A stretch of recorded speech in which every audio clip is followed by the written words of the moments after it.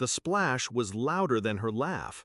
My laptop sank, bubbles rising like a dying breath. Years of work, research, savings plans, private files, all swallowed by chlorine. She looked at me with that smug half-smile. "Oops, guess accidents happen." And my mother's voice followed, dismissive, cutting. "It's just an accident. Don't overreact." But I didn't argue, I didn't scream. I just looked at the floating ripples and said nothing. Because in silence, I plan best.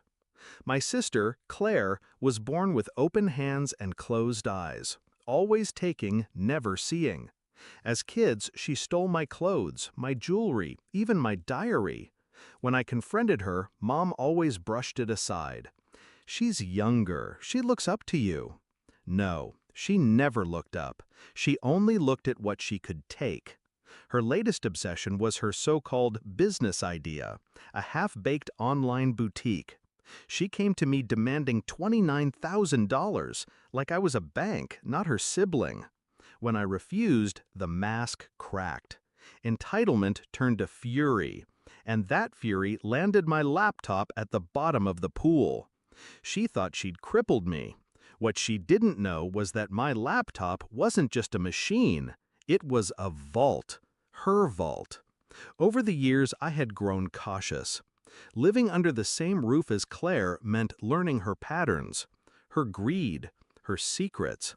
She used my Wi-Fi. My devices synced with hers.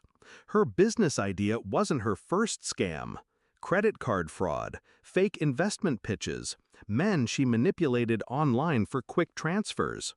I had every screenshot, every password she ever lazily saved into browsers. For years, I said nothing. But that night, as I dried chlorine off my ruined laptop, I finally decided to use what I knew.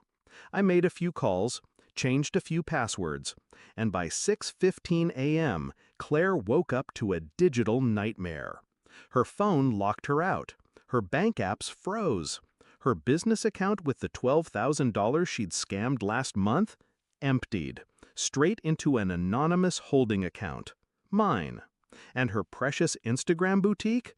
Gone. Deleted. Every picture, every fake follower she bought, every DM thread where she flirted for investments, all erased in seconds. Her scream rattled the walls. She stormed into my room, hair wild, phone clutched in her hand. "What the hell did you do?" I didn't look up from my tea. Calm, controlled. "Accidents happen, Claire." Her face drained of color. She knew. She didn't need evidence. She knew I had her by the throat. For once, she had no defense. The beauty of revenge isn't just destruction, it's timing. I let her stew in silence all morning. Her calls failed. Her texts bounced back. She begged Mom for help, crying about hackers. Mom, of course, rushed to her defense. "Who would do this to you?" I almost laughed. By noon, I placed the final card on the table. I sent Claire an email, one she couldn't ignore. Attached, every file I'd saved. Screenshots of her scams, fake accounts she used, proof of money laundering through her so-called business. Subject line, "Decide, police or me." She barged into my room again, shaking. "You wouldn't." I leaned back, studying her. "You dropped my life into a pool. Why shouldn't I drop yours into a cell?" Her mouth opened, but no words came out. For the first time in her life, Claire was powerless. I gave her terms.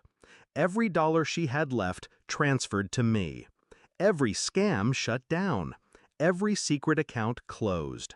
And she was to tell Mom the truth, that the business was a fraud, that she had destroyed my laptop out of spite.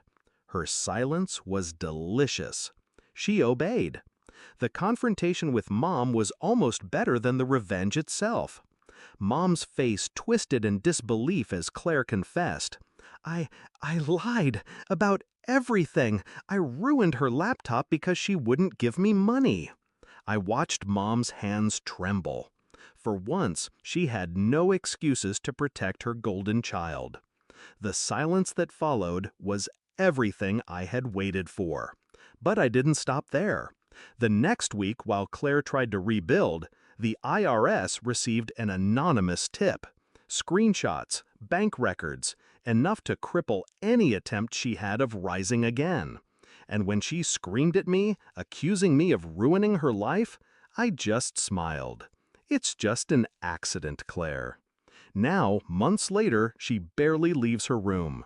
Her business is ashes, her accounts under investigation, her reputation shredded. And me? I sit at my new desk with a new laptop, one she can never touch. I don't gloat, I don't need to, because every morning at 6:15, when she wakes up and checks her empty accounts, I know she remembers that moment. The moment she realized I was smarter, colder, and far more dangerous than she ever imagined. She dropped my life. And accidents, after all, have consequences.